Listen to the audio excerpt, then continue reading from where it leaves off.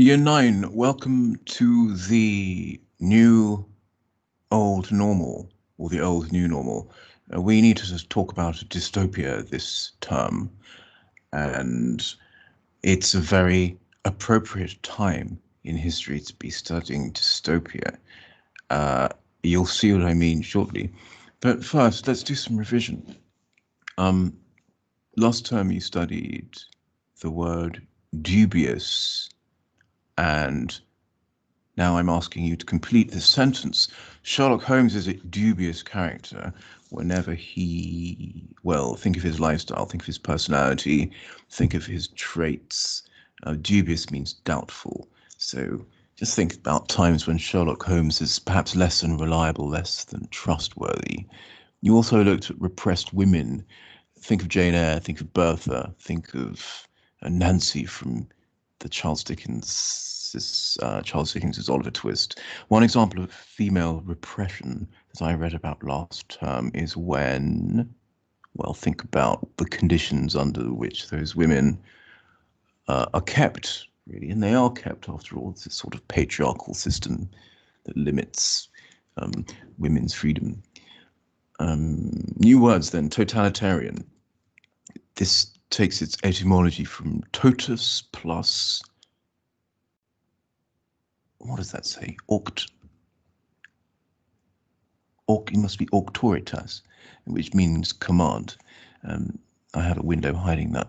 So a government that's in command of everything without allowing debate, discussion, challenge, and for good and sensible reasons, I'm sure, is a totalitarian government, is where the ruler or ruling group have complete control. You also need to know what dystopia is, very important concept, and it forms the focal point of your learning this term. It means bad place from the Greek dys plus topos, and imagined state, sometimes set in the future, sometimes set in the alternative present, in which there's great suffering and injustice, and it usually includes a totalitarian government, so a bossy, tyrannical, authoritarian leadership. And this phrase comes up in the video that we're showing you a little later. I thought it was important enough to mention what a cautionary tale is. Story serving as a warning. Dystopias warn about current trends, surveillance, aggression, perhaps violence from the state, and gives the readers a future, a forward look of what the world is coming to or going to. So today you're going to learn what dystopia is, how to recognize it, and what influences dystopian writers in particular George Orwell and Margaret Atwood. So you need to do two things today. Watch a couple of videos and list the conventions of dystopia, basically make notes on the vids. And secondly, write about how 3 extracts, 2 of them are from 1984 and 1 is from A Handmaid's Tale, show how dystopian fiction presents a breach, which means an undoing of human rights. So if the examples go against human rights, which I'll list, then explain why and which rights they go against. So dystopian literature is fictional writing about a nightmare world, and as we mentioned earlier, the worlds are usually defined by poverty. For all its ambitions, the government doesn't look after its people as well as it's promised, but people don't find out the truth because they usually use propaganda methods. And Big Brother, the Big Brother's government in 1984 is an example of that. People are suffering, but everything looks rosy in the press. So I'm going to talk at you via video for 11 minutes. Make notes on the lists. Make a list of the dystopian conventions. One of them is on the bottom right there, government control. See you on the other side.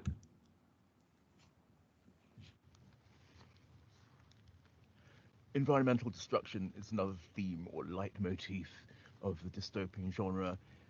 Here I am at a mill in Kent, trimmed hedges, a light smattering of New Year drizzle, a gently lapping stream behind me, but to experience such pleasant countryside, you would have to become a rebel and escape the city. This is George Orwell's 1984. Vistas of rotting 19th century houses, bomb-damaged cities, the electric current cut off during the day, all themes of environmental destruction. I gather that fossil fuels are in short supply because the government hasn't managed it properly, or wars have been too expensive. Remember, dystopia trying to exaggerate modern day fears, which is why they're so convincing. Yes, Winston's apartment block smells of boiled cabbage. It's an unpleasant, impoverished, dilapidated environment.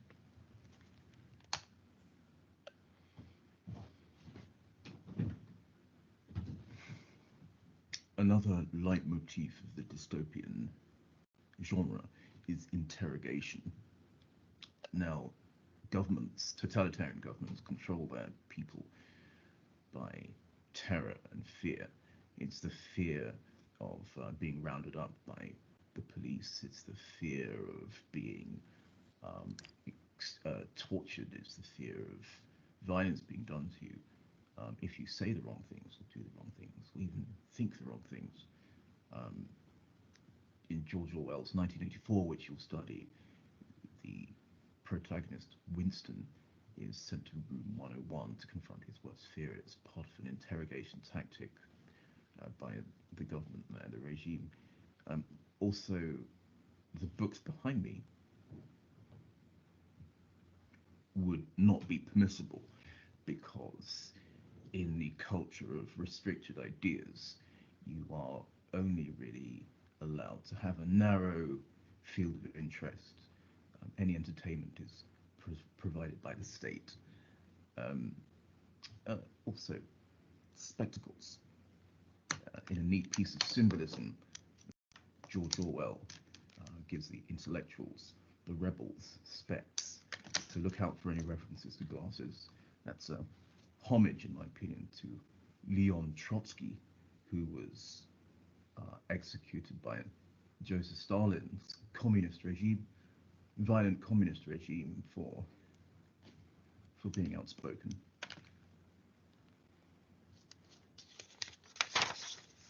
Similarly, nuclear disaster is a very credible and believable part of dystopia, the dystopian landscape. 1984 by George Orwell was written in 1948. You may have spotted that 48 reversed is 84.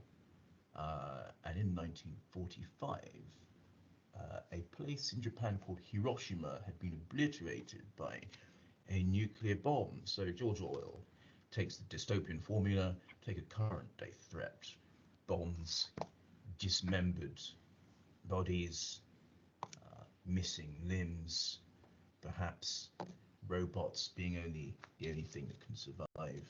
Let's throw in a mutant animal here. Are all aspects of the day in the 1940s that Orwell wanted to exaggerate and dramatize in his dystopian novel.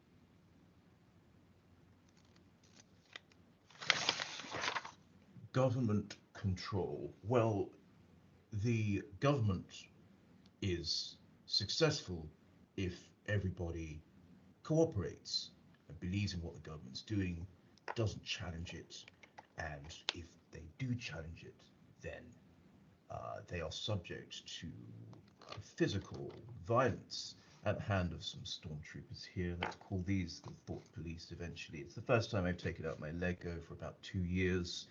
All the best pieces are gone, but we still have some secret police or thought police in George Orwell's 1984.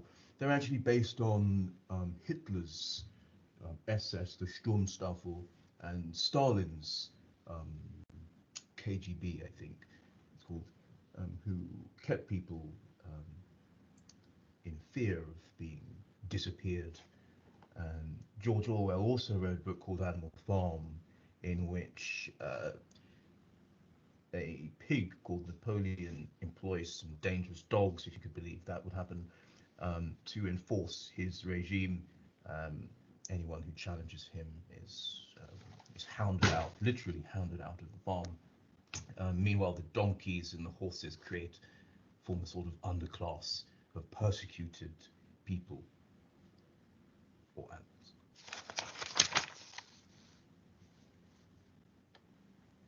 Technological control. Well, I was reading over the Christmas holidays, about some suggestions that Facebook Marketplace can somehow listen to your conversations, and it hasn't been proved.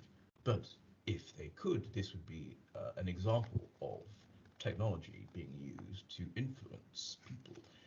Um, George Orwell believed that most of your opinions are given to you by about a handful of extremely wealthy people, and they use technology to um, to to broadcast those opinions. These days, it would be via social media, Facebook, Twitter, I think even WhatsApp's owned by Facebook. Um, but in 1984, the authorities control people by means of something called a telescreen, and it can hear as well as broadcast messages from the government, and it can also see you. So Winston has to, if he wants to write, go somewhere else in his flat, go to a hidden place so he isn't seen. In Orwell actually wrote that it was evident then it was going to be part of everybody's life. He's talking about TV in the 1940s. Among the ingenious, there was a feeling that the faces that spoke at you were really listening, were really looking. Sorry, the TV was intrusive. That's actually Anthony Burgess, another dystopian writer. Religious control. Sorry about my handwriting. I was given this excellent pen as a Secret Santa present. I'm just experimenting a little bit. So, if you've seen pictures of Joseph Stalin, I'll try and superimpose them on the screen. He's presented as this avuncular, generous, uncle type, um, jovial, kind character, when really he was responsible for the purges, which was the disappearing and torture, execution of people that didn't believe in his communist government. So George Orwell exaggerates this in 1984, where Big Brother is basically a god. He's worshipped every day as a sort of replacement Eucharist, and any words like hope or faith are framed in terms of being faithful towards the government.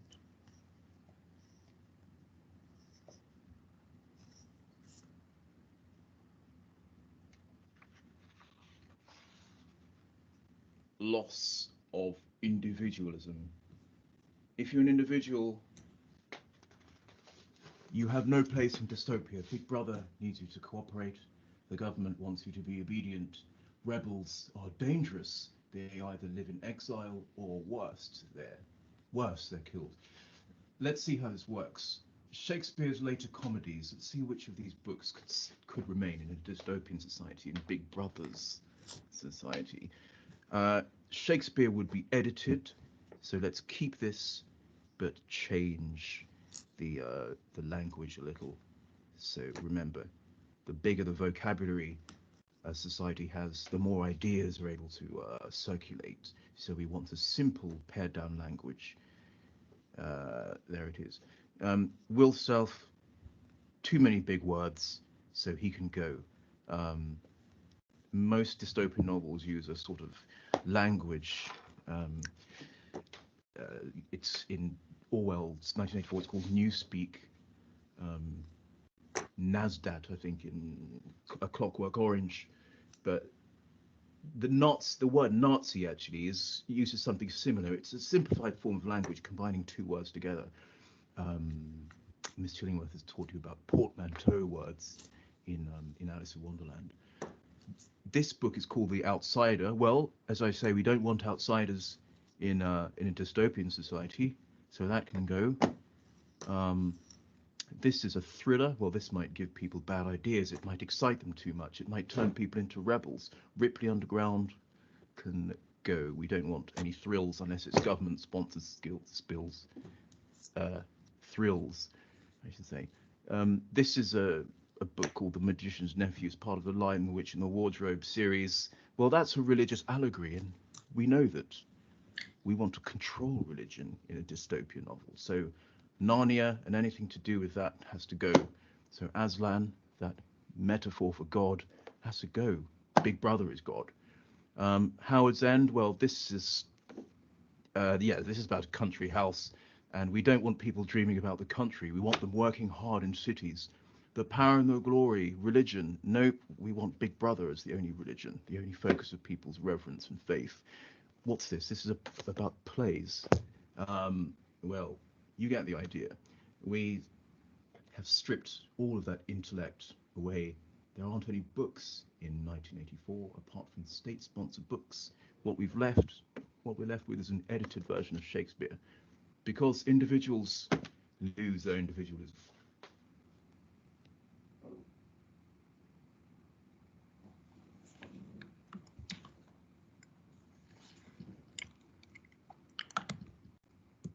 Okay. United, still there? Excellent. So that was a list of dystopian themes. I'm now going to hand you over to somebody a lot more stylish and a lot more clever, who is going to go into a little more detail about dystopia and compare it to its antithesis, Utopia.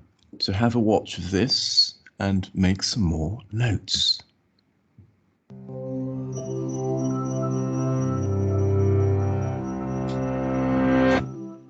Have you ever tried to picture an ideal world, one without war, poverty, or crime? If so, you're not alone. Plato imagined an enlightened republic ruled by philosopher kings. Many religions promise bliss in the afterlife. And throughout history, various groups have tried to build paradise on Earth. Thomas More's 1516 book, Utopia, gave this concept a name, Greek for no place. Though the name suggested impossibility, modern scientific and political progress raised hopes of these dreams finally becoming reality. But time and time again, they instead turned into nightmares of war, famine, and oppression. And as artists began to question utopian thinking, the genre of dystopia, the not good place, was born. One of the earliest dystopian works is Jonathan Swift's Gulliver's Travels. Throughout his journey, Gulliver encounters fictional societies, some of which at first seem impressive, but turn out to be seriously flawed. On the flying island of Laputa, scientists and social planners pursue extravagant and useless schemes while neglecting the practical needs of the people below. And the Huinum, who live in perfectly logical harmony, have no tolerance for the imperfections of actual human beings. With his novel, Swift established a blueprint for dystopia, imagining a world where certain trends in contemporary society are taken to extremes, exposing their underlying flaws. And the next few centuries would provide plenty of material. Industrial technology that promised to free laborers imprisoned them in slums and factories instead, while tycoons grew richer than kings. By the late 1800s, many feared where such conditions might lead. H.G. Wells' The Time Machine imagined upper classes and workers evolving into separate species, while Jack London's The Iron Heel portrayed a tyrannical oligarchy ruling over impoverished masses. The new century brought more exciting and terrifying changes. Medical advances made it possible to transcend biological limits, while mass media allowed instant communication between leaders and the public. In Aldous Huxley's Brave New World, citizens are genetically engineered and conditioned to perform their social roles. While propaganda and drugs keep the society happy, it's clear some crucial human element is lost. But the best-known dystopias were not imaginary at all. As Europe suffered unprecedented industrial warfare, new political movements took power. Some promised to erase all social distinctions, while others sought to unite people around a mythical heritage. The results were real-world dystopias, where life passed under the watchful eye of the state, and death came with ruthless efficiency to any who didn't belong. Many writers of the time didn't just observe these horrors, but lived through them. In his novel We, Soviet writer Yevgeny Zamyatin described a future where free will and individuality were eliminated. Banned in the USSR, the book inspired authors like George Orwell, who fought on the front lines against both fascism and communism. While his novel Animal Farm directly mocked the Soviet regime, the classic 1984 was a broader critique of totalitarianism, media, and language. And in the USA, Sinclair Lewis's It Can't Happen Here envisioned how easily democracy gave way to fascism. In the decades after World War II, writers wondered what new technologies like atomic energy, artificial intelligence, and space travel meant for humanity's future. Contrasting with popular visions of shining progress, dystopian science fiction expanded to films, comics, and games. Robots turned against their creators, while TV screens broadcast deadly mass entertainment. Workers toiled in space colonies above an Earth of depleted resources and overpopulated, crime-plagued cities. Yet politics was never far away. Works like Dr. Strangelove and Watchmen explored the real threat of nuclear war, while V for Vendetta and The Handmaid's Tale warned how easily our rights could disappear in a crisis. And today's dystopian fiction continues to reflect modern anxieties about inequality, climate change, government power, and global epidemics. So why bother with all this pessimism? Because at their heart, dystopias are cautionary tales, not about some particular government or technology, but the very idea that humanity can be molded into an ideal shape. Think back to the perfect world you imagined. Did you also imagine what it would take to achieve? How would you make people cooperate? And how would you make sure it lasted? Now take another look. Does that world still seem perfect?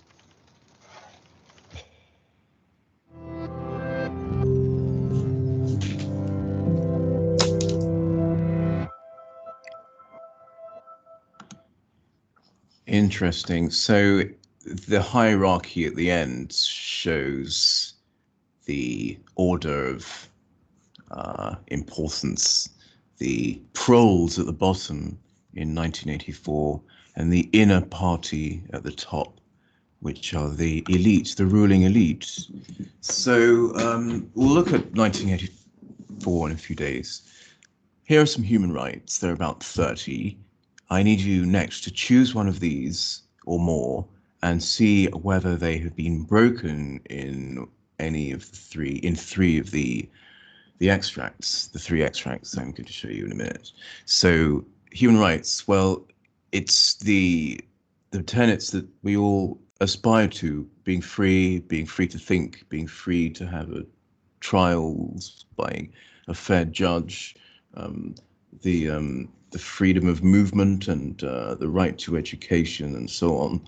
I'm going to show you some extracts now. Here is something from 1984. They watched everybody all the time, but at any rate, they could plug in your wire whenever they wanted to. You had to did live from habit that became instinct, in the assumption that every sound you made was overheard, and except in darkness, every movement scrutinized. That is via the telescreen that I mentioned earlier.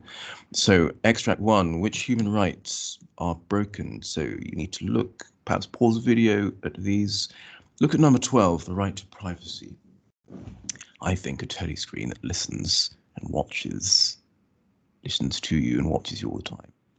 Breach of the human right to privacy. So Extract 1 shows a breach of the human right to privacy because evidence the protagonist could be observed at any time, and that's drawn from the extract above. So have a look at number 2. O'Brien, in a torture scene, picked up the cage and, as he did so, pressed something in it. There was a sharp click. Winston, who's the protagonist in 1984, made a frantic effort to tear himself loose from the chair. So he's basically imprisoned and so on. Any human rights breached there, please use the frame to complete your thoughts, share your thoughts, and have a look at extract 3 from The Handmaid's Tale. This is a story about women who are deprived of money. They have their freedom removed and they become effectively slaves to men. It was after the catastrophe when they shot the president and machine guns the Congress, and the army declared a state of emergency. They blamed it on the Islamic fanatics at the time. Keep calm, they said on television. So remember how Stalin wanted to portray the idea that the government was in control when really there was an undercurrent of discontent. I was stunned, everyone was, I know that. It was hard to believe the entire government gone like that. How did they get in? How did it happen? And so on. So again, which human rights of the 30 have been breached by this government? So 3 extracts to write about, a list to make, and I'll see you in due course to talk about George Orwell. Bye for now.